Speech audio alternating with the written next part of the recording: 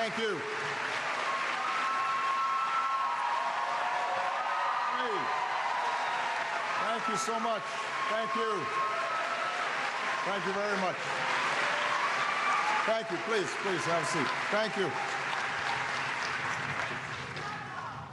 Chicago. Hello, Greece.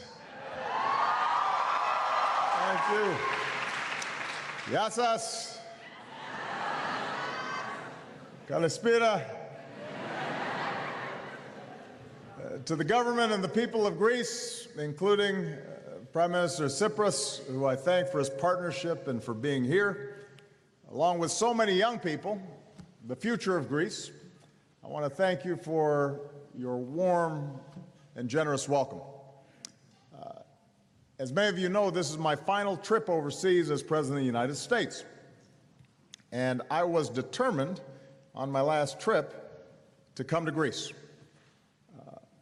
partly because I've heard about the legendary hospitality of the Greek people, your philoxenia,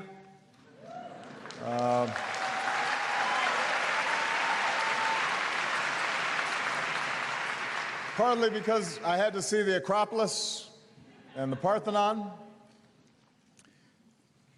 but also because I came here with gratitude for all that Greece, this small, great world, has given to humanity through the ages.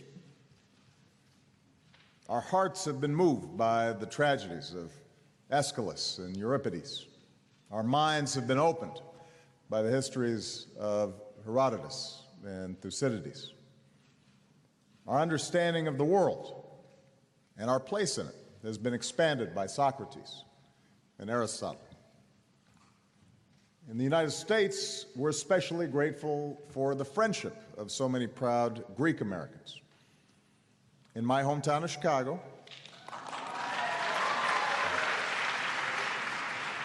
you can find them in Greektown with their fustanellas. And together we've celebrated Greek Independence Day at the White House. We've had some spanakopita and some ouzo. Greek Americans have worn the uniform to keep our country free. Greek Americans have marched with Dr. Martin Luther King Jr. to make us more just. Greek or American, we're all cheering for Giannis Antetokounmpo,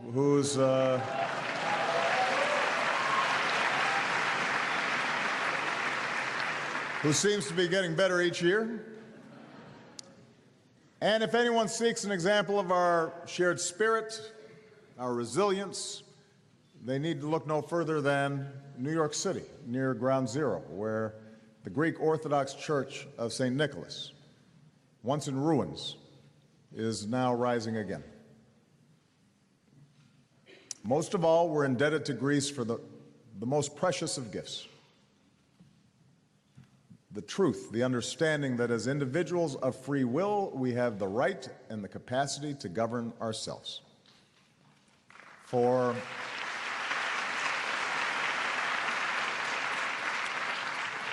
it was here, 25 centuries ago, in the rocky hills of this city, that a new idea emerged: Demokratia. Kratos. Kratos, the power, the right to rule, comes from Demos, the people. The notion that we are citizens, not servants, but stewards of our society. The concept of citizenship, that we have both rights and responsibilities. The belief in equality before the law, not just for a few, but for the many, not just for the majority, but also the minority. These are all concepts that grew out of this rocky soil. Of course, the earliest forms of democracy here in Athens were far from perfect, just as the early forms of democracy in the United States were far from perfect. The rights of ancient Athens were not extended to women or to slaves. But Pericles explained our Constitution favors the many instead of the few. This is why it is called a democracy.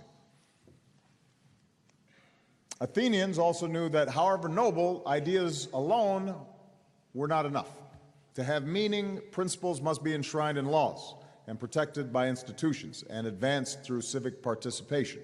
And so they gathered in a great assembly to debate and decide affairs of state, each citizen with the right to speak, casting their vote with a show of hands or choosing a pebble, white for yes, black for no.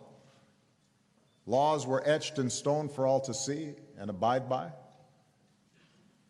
Courts with citizen jurors upheld that rule of law. Politicians weren't always happy because sometimes the stones could be used to ostracize, banish those who did not behave themselves. But across the millennia that followed, different views of power and governance have often prevailed. Throughout human history, there have been those who argue that people cannot handle democracy, that they cannot handle self-determination. They need to be told what to do. A ruler has to maintain order through violence or coercion or an iron fist. There's been a different concept of government that says might makes right, or that unchecked power can be passed through bloodlines. There's been the belief that some are superior by virtue of race or faith or ethnicity, and those beliefs so often have been used to justify conquest and exploitation and war. But through all this history, the flame first lit here in Athens never died. It was ultimately nurtured by a great enlightenment. It was fanned by America's founders, who declared that we, the people, shall rule, that all men are created equal and endowed by our Creator with certain inalienable rights.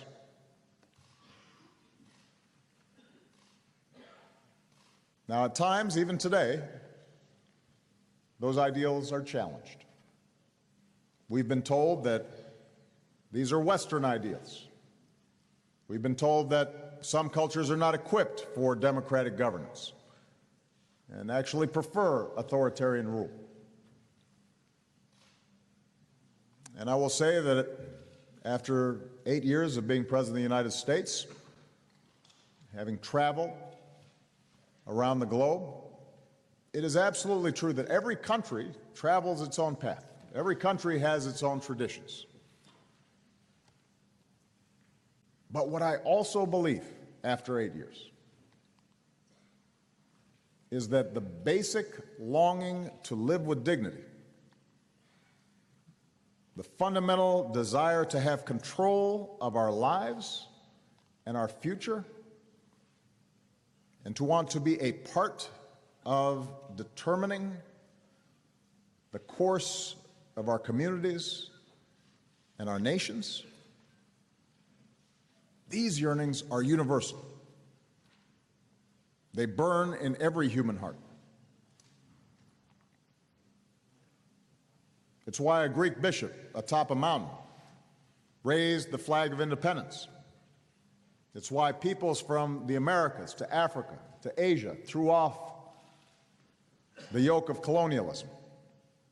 It's why people behind an Iron Curtain marched in solidarity and tore down that wall and joined you in a great union of democracies. It's why today we support the right of Ukrainians to choose their own destiny, why we partner with Tunisians and the people of Myanmar as they make historic transitions to democracy. This has been my foreign policy during my presidency. By necessity, we work with all countries, and many of them are not democracies.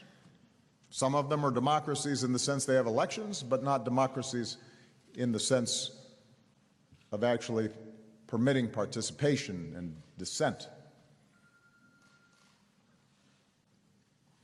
But our trajectory as a country has been to support the efforts of those who believe in self-governance, who believe in those ideas that began here so many years ago. And it is not simply a matter of us being true to our values. It's not just a matter of idealism. I believe it is practical for the United States to support democracies. Because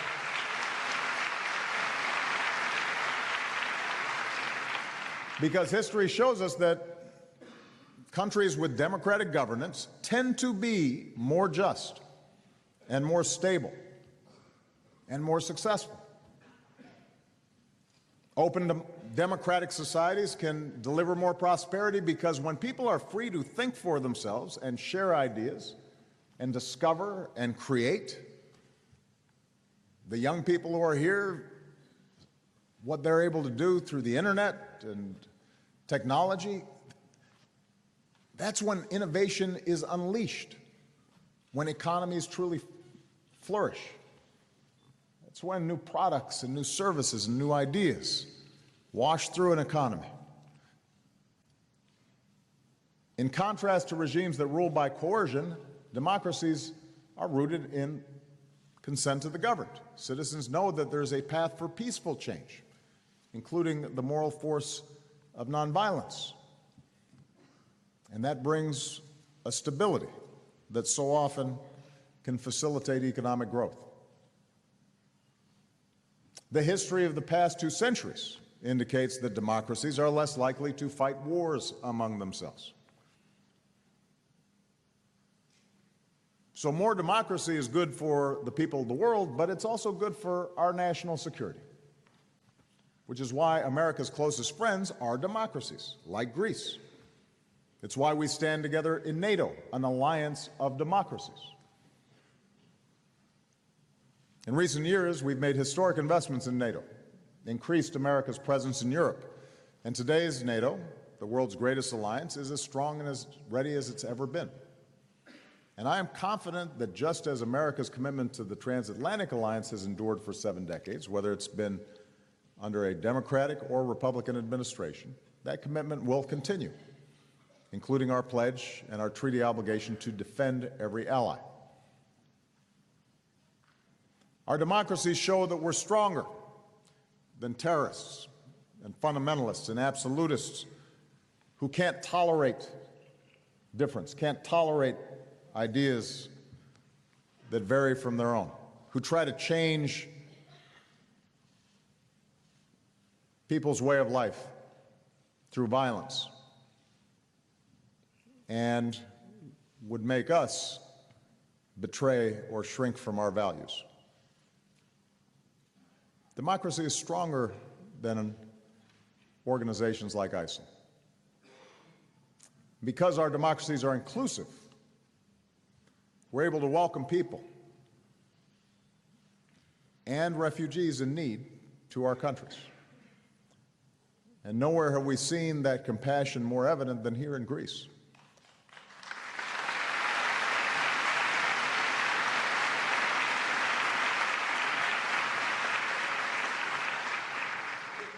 The Greek people's generosity towards refugees arriving on your shores has inspired the world. That doesn't mean that you should be left on your own. And only a truly collective response by Europe and the world can ensure that these desperate people receive the support that they need. Greece cannot be expected to bear the bulk of the burden alone, but the fact that you are a democracy opens your heart to people in need in a way that might not otherwise be the case. Just as democracies are premised on the peaceful resolution of disagreements within our societies, we also believe that cooperation and dialogue is the best way to address challenges between nations. And so it is my belief that democracies are more likely to try to resolve conflicts between nations in a way that does not result in war. That's how, with diplomacy, we were able to shut down Iran's nuclear weapons program without firing a shot. With diplomacy, the United States opened relations with Cuba. With diplomacy, we joined Greece. With diplomacy, we joined Greece and nearly 200 nations in the most ambitious agreement ever to save our planet from climate change.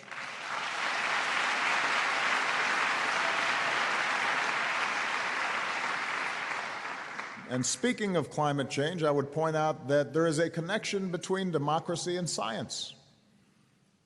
The premise of science is that we observe and we test our hypotheses, our ideas. We base decisions on facts, not superstition, not what our ideology tells us, but rather what we can observe. And at a time when the globe is shrinking and more we are going to have to take collective action to deal with problems like climate change, the presence of a democratic debate allows this science to flourish and to shape our collective responses. Now, democracy, like all human institutions, is imperfect. It can be slow. It can be frustrating. It can be hard. It can be messy. Politicians tend to be unpopular in democracies, regardless of party, because by definition, democracies require that you don't get 100% of what you want. It requires compromise. Winston Churchill famously said that democracy is the worst form of government, except for all the others. And in a multi-ethnic, multiracial, multicultural society like the United States, democracy can be especially complicated. Believe me, I know.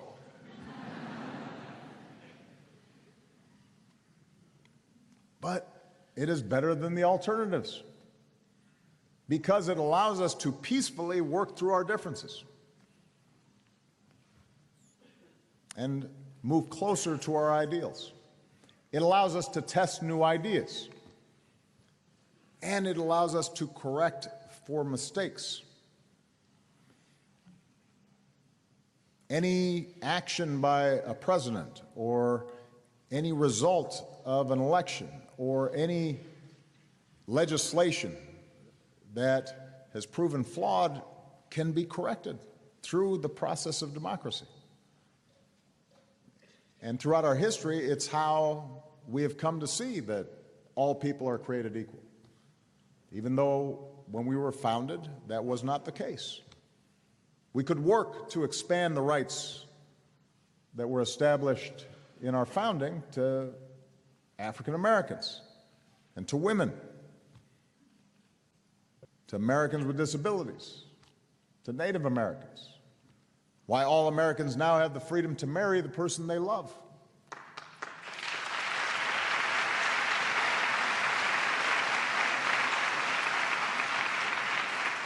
It's why we've welcomed people of all races and all religions and all backgrounds and immigrants who strive to give their children a better life and who make our country stronger. And so here, where democracy was born, we affirm once more the rights and the ideals and the institutions upon which our way of life endures. Freedom of speech and assembly, because true legitimacy can only come from the people, who must never be silenced. A free press, to expose injustice and corruption and hold leaders accountable. Freedom of religion, because we are all equal in the eyes of God. Independent judiciaries to uphold rule of law and human rights. Separation of powers to limit the reach of any one branch of government. Free and fair elections, because citizens must be able to choose their own leaders, even if your candidate doesn't always win. We compete hard in campaigns in America and here in Greece. But after the election, democracy depends on a peaceful transition of power, especially when you don't get the results you want. And as you may have noticed, the next American president and I could not be more different.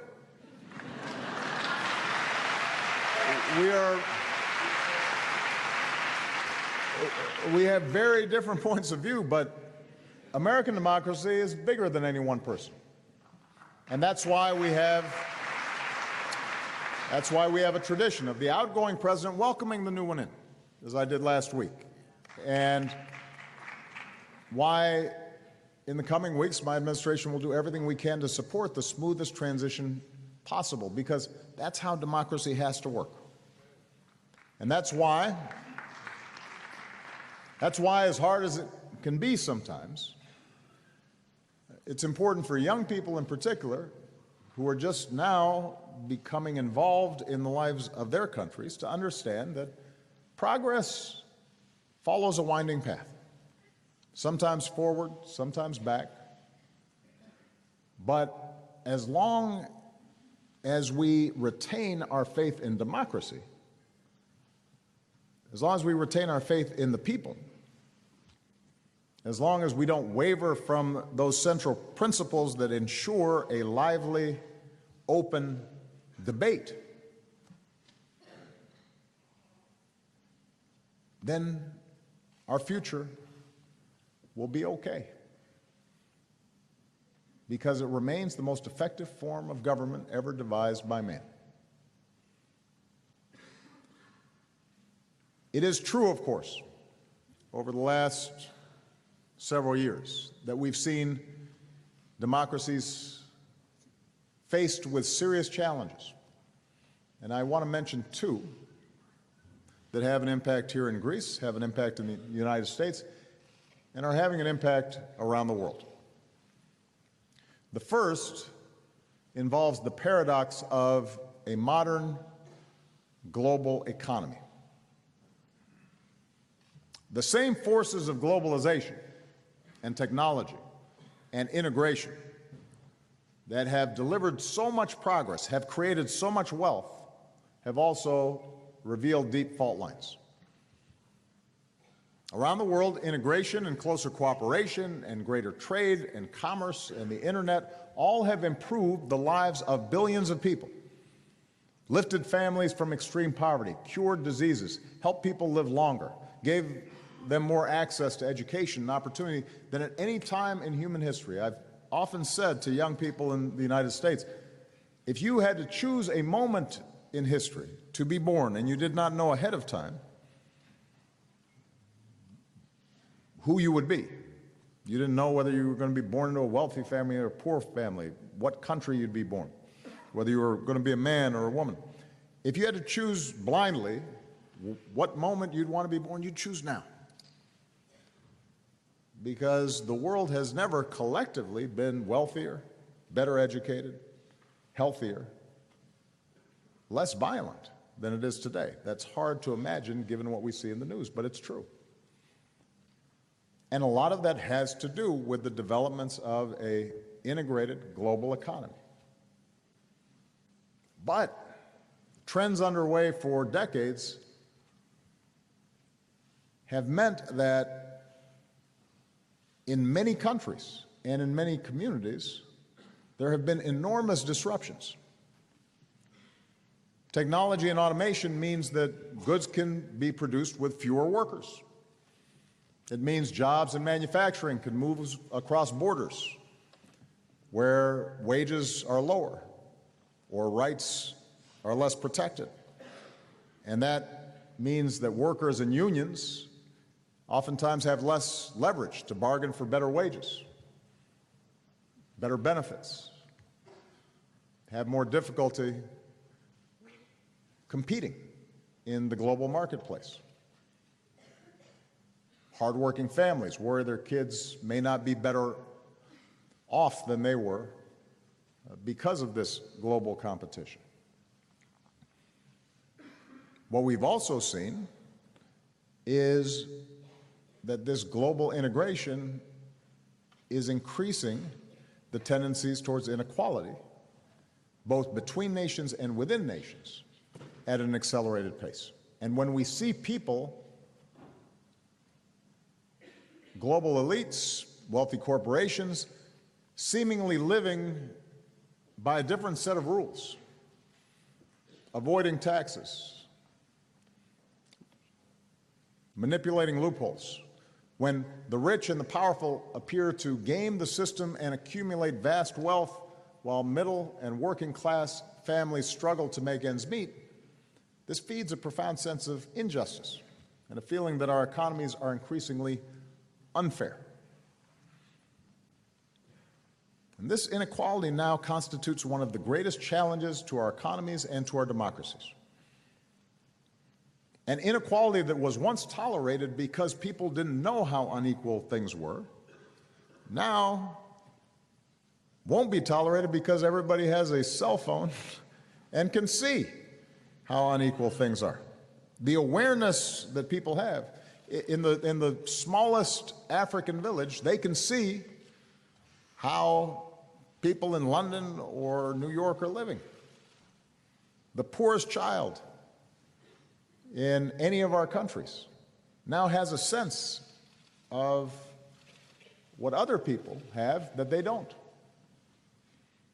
So not only is there increasing inequality, but also there's greater awareness of inequality, and that's a volatile mix for our democracies. And this is why addressing inequality has been one of the key areas of focus for my economic policy. In our countries, in America, and in most advanced market economies, we want people to be rewarded for their achievement. We think that people should be rewarded if they come up with a new product or a new service that is popular and helps a lot of people. But when a CEO of a company now makes more money in a single day than a typical worker does in an entire year, when it's harder for workers to climb their way up the economic ladder, when they see a factory close that used to support an entire city or town, that fuels the feeling that globalization only benefits those at the top. And the reaction can drag down a country's growth and make recessions more likely. It can also lead to politics that create an unhealthy competition between countries. Rather than a win-win situation, people perceive that if you're winning, I'm losing. And barriers come up and walls come up. And in advanced economies, there are at times movements from both the left and the right to put a stop to integration and to push back against technology and to try to bring back jobs in industries that have been disappearing for decades. So this impulse to pull back from a globalized world is understandable. If people feel that they're losing control of their future, they will push back. We have seen it here in Greece. We've seen it across Europe. We've seen it in the United States. We saw it in the vote in Britain to leave the EU. But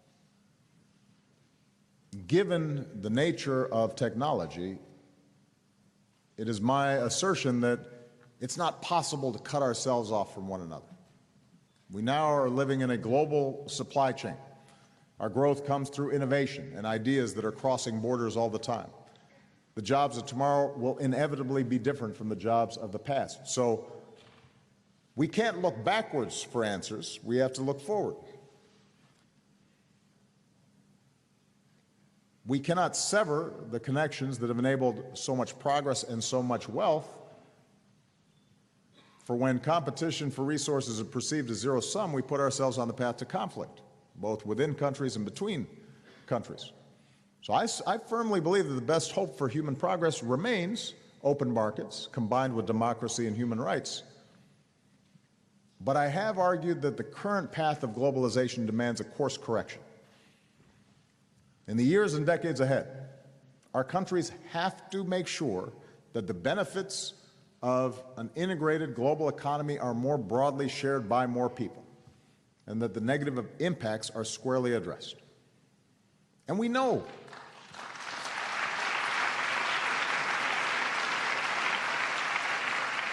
we actually know the path to building more inclusive economies. It's just we too often don't have the political will or desire to get it done. We know we need bold policies that spur growth and support jobs.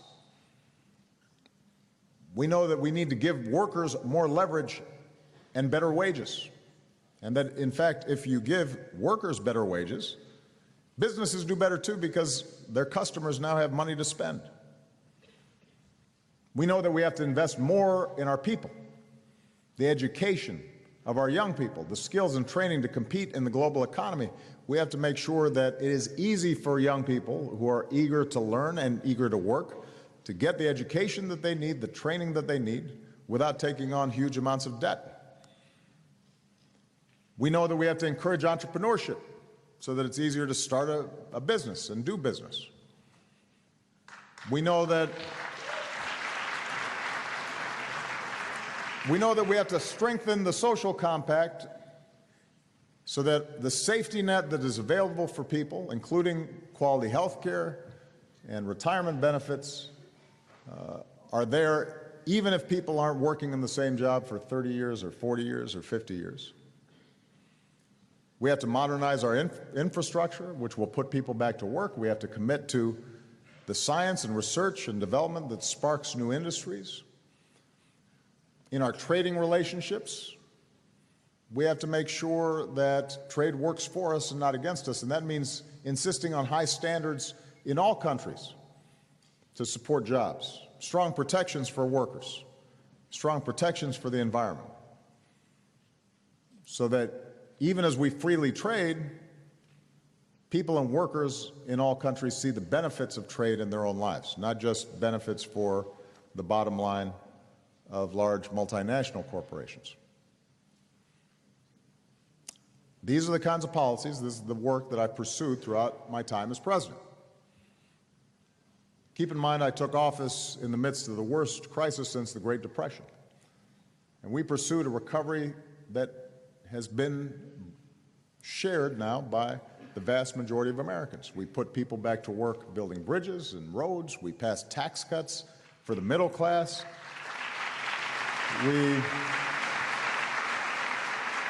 We asked the wealthiest Americans to pay a little more taxes, their fair share. We intervened to save our auto industry, but insisted that the auto industry become more energy efficient, produce better cars that reduce pollution. We put in place policies to help students with loans and protect consumers from fraud. We passed the strongest Wall Street reforms in history so that the excesses and abuses that triggered the global financial crisis never happen again, or at least don't start on Wall Street. And today our businesses have created more than 15 million new jobs. Incomes last year in America rose faster than any time since 1968. Poverty fell at the fastest rate since 1968. Inequality is being narrowed. And we've also begun to close the pay gap between men and women. We declared that health care in America is a privilege, not for the few, but a right for everybody. Today, our uninsured rate is at the lowest levels on record. And we've done all this while doubling our production of clean energy, lowering our carbon pollution faster than any advanced nation. So we've proven that you can grow the economy and reduce the carbon emissions that cause climate change at the same time. Now, I say all this not because we've solved every problem. Our work is far from complete. There's still too many people in America who are worried about their futures. Still too many people who are working at wages that don't get them above the poverty line. Still too many young people who don't see opportunity.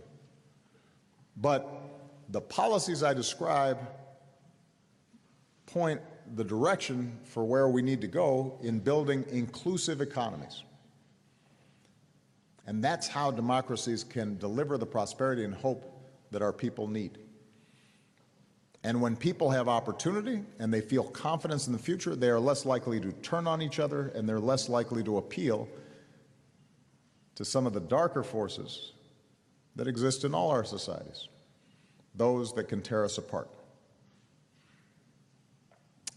Here in Greece, you're undergoing similar transformations. The first step has been to build a foundation that allows you to return to robust economic growth. And we don't need to recount all the causes of the economic crisis here in Greece. If we're honest, we can acknowledge that it was a mix of both internal and external forces. The Greek economy and the levels of debt had become unsustainable. And in this global economy, investment and jobs flow to countries where governments are efficient, not bloated, where the rules are clear. To stay competitive, to attract investment that creates jobs, Greece had to start a reform process. Of course, the world, I don't think, fully appreciates the extraordinary pain these reforms have involved, or the tremendous sacrifices that you, the Greek people, have made. I've been aware of it, and I've been proud of all that my administration has done to try to support Greece in these efforts.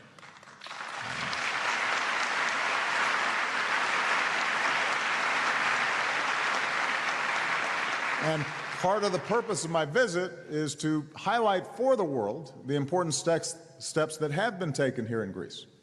Today, the budget is back in surplus. Parliament passed reforms to make the economy more competitive.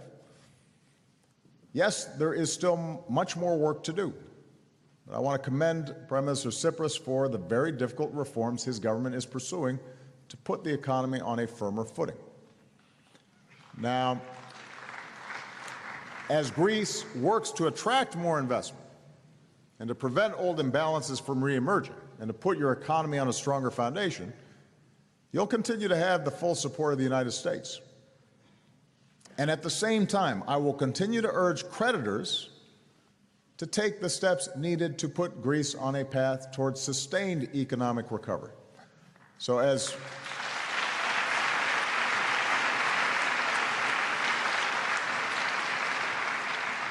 Greece continues to implement reforms, the IMF has said that debt relief will be crucial to get Greece back to growth. They are right.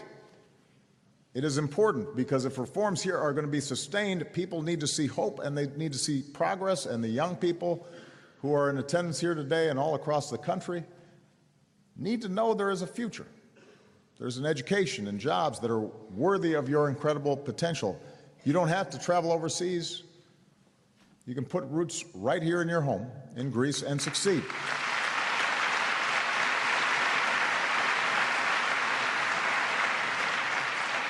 And I'm confident that if you stay the course, as hard as it has been, Greece will see brighter days. Because in this magnificent hall and center, the symbol of the Greek culture and resilience, we're reminded that just as your strength and resolve have allowed you to overcome great odds throughout your history, nothing can break the spirit of the Greek people. You will overcome this period of challenge, just as you have other challenges in the past. So economics is something that will be central to preserving our democracies. When our economies don't work, our democracies become distorted and in some cases break down. But this brings me to another pressing challenge that our democracies face. How do we ensure that our diverse, multicultural, multiracial, multireligious world and our diverse nations uphold both the rights of individuals and a fundamental civic adherence to a common creed that binds us together. Democracy is simplest where everybody thinks alike, looks alike, eats the same food, worships the same God. Democracy becomes more difficult when there are people coming from a variety of backgrounds and trying to live together. In our globalized world, with the migration of people and the rapid movement of ideas and cultures and traditions, we see increasingly this blend of forces mixing together in ways that often enrich our societies, but also cause tensions. In the information age, the unprecedented exchange of information can also accentuate differences or seem to threaten cherished ways of life. It used to be that you might not know how people in another part of your country or in the cities versus the countryside were living. Now everybody knows how everybody's living, and everybody can feel threatened sometimes if people don't do things exactly the way they do things, and they start asking themselves questions about their own identity. And it can create a volatile politics. Faced with this new reality where cultures clash, it's inevitable that some will seek a comfort in nationalism or tribe or ethnicity or sect. In countries that are held together by borders that were drawn by colonial powers, including many countries in the Middle East and in Africa, it can be tempting to fall back on the perceived safety of enclaves and tribal divisions. In a world of widening inequality, there's a growing suspicion or even disdain for elites and institutions that seem remote from the daily lives of ordinary people. What an irony it is. At a time when we can reach out to people in the most remote corners of the planet, so many citizens feel disconnected from their own governments. So just as we have to have an inclusive economic strategy, we have to have an inclusive political and cultural strategy. In all of our capitals, we have to keep making government more open, more efficient, more effective in responding to the daily needs of citizens. Governing institutions, whether in Athens, Brussels, London, Washington, have to be responsive to the concerns of citizens. People have to know that they're being heard. Here in Europe, even with today's challenges, I believe that by virtue of the progress it has delivered over the decades, the stability it has provided, the security it's reinforced, that European integration and the European Union remains one of the great political and economic achievements of human history. And today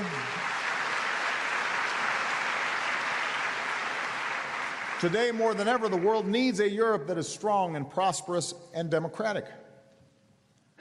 But I think all institutions in Europe have to ask themselves, how can we make sure that people within individual countries feel as if their voices are still being heard, that their identities are being affirmed, that the decisions that are being made that will have a critical impact on their lives are not so remote that they have no ability to impact them. We have to make clear that governments exist to serve the interests of citizens and not the other way around. And so this is why, as President of the United States, I pursued initiatives like the Open Government Partnership that promotes transparency and accountability so that ordinary people know more about the decisions that affect their lives. That's why, both at home and around the world, we have taken steps to fight corruption that can rot a society from within. As authoritarian governments work to close space that citizens depend upon to organize and have their voices heard. We've begun the work of empowering civil society to defend democratic values and promote solutions to the problems within our communities. And as so many people around the world sometimes are tempted by cynicism and not being involved because they think that politicians and government don't care about them, we've created networks for young leaders and invested in young entrepreneurs because we believe that the hope and renewal of our societies begins with the voices of youth.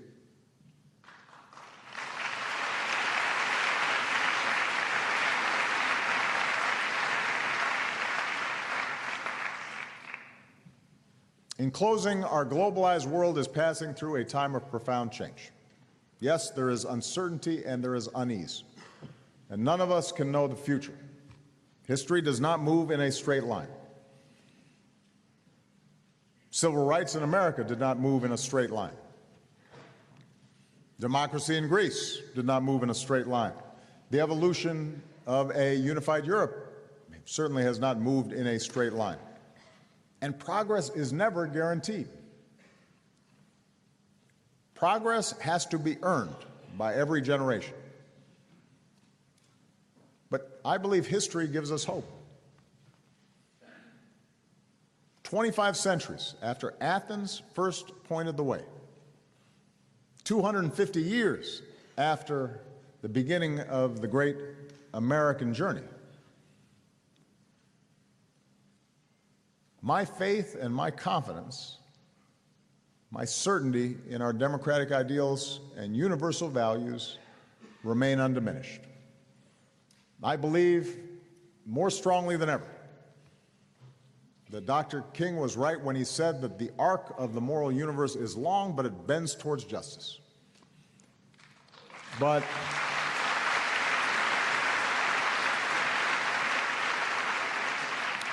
it bends towards justice not because it is inevitable, but because we bend it towards justice. Not because there are not going to be barriers to achieving justice, but because there will be people, generation after generation, who have the vision and the courage and the will to bend the arc of our lives in the direction of a better future. In the United States and in every place I've visited these last 8 years, I have met citizens, especially young people, who have chosen hope over fear, who believe that they can shape their own destiny, who refuse to accept the world as it is and are determined to remake it as it should be. They have inspired me. In every corner of the world, I've met people who, in their daily lives, demonstrate that despite differences of race or religion or creed or color, we have the capacity to see each other in ourselves. Like the woman here in Greece who said of the refugees arriving on these shores, "We live under the same sun. We fall in love under the same moon. We are all human. We have to help these people." Women like that give me hope.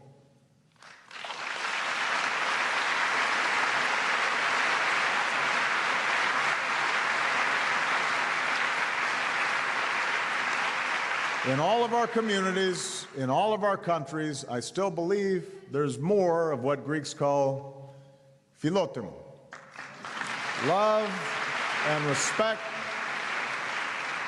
and kindness for family and community and country, and a sense that we're all in this together with obligations to each other. Philotimo. I see it every day, and that gives me hope.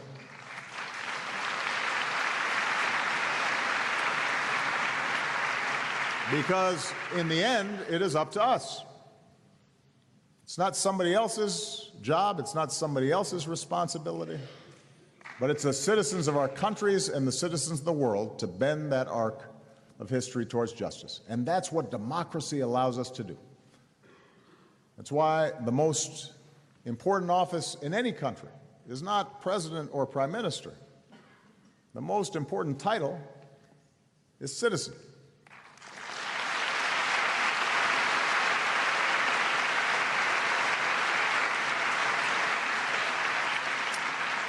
And in all of our nations, it will always be our citizens who decide the kind of countries we will be, the ideals that we will reach for, the values that will define us. In this great, imperfect, but necessary system of self-government, power and progress will always come from the demos, from we the people. And I'm confident that as long as we are true to that system of self-government, that our futures will be bright. Thank you very much. Zito Vielas.